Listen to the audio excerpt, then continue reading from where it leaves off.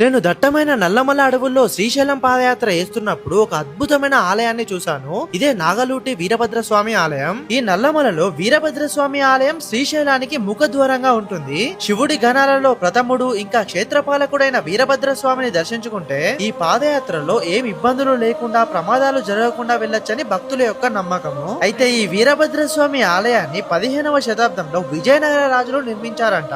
ఇంకా కొంతమంది చరిత్రకారులు ఈ ఆలయాన్ని చాళుక్యులు నిర్మించారని చెప్తున్నారు. ఈ ఆలయం ముందే ఒక 18 స్తంభాల మండపము, ఇంకా ఒక శిథిలమైపోయిన నంది విగ్రహము, ఇంకా ఒక పెద్ద గోపురం కనిపిస్తుంది. ఇక లోపల కూడా గర్భగుడి ముందట ఒక మండపము, నంది విగ్రహాలు, ఇంకా ఈ గుడి పైన చాలా అద్భుతమైన విగ్రహాలని చెక్కారు. ఇక గర్భగుడి లోపలికి వెళితే మనకి వీరభద్ర స్వామి, భద్రకాళి అమ్మవారు, ఇంకా శివుడు కూడా దర్శనమిస్తారు. ఇంకా ఛత్రపతి శివాజీ మహారాజ్ గారు కూడా శ్రీశైలానికి ఈ అడవి మార్గం నుంచే వెళ్లారంట.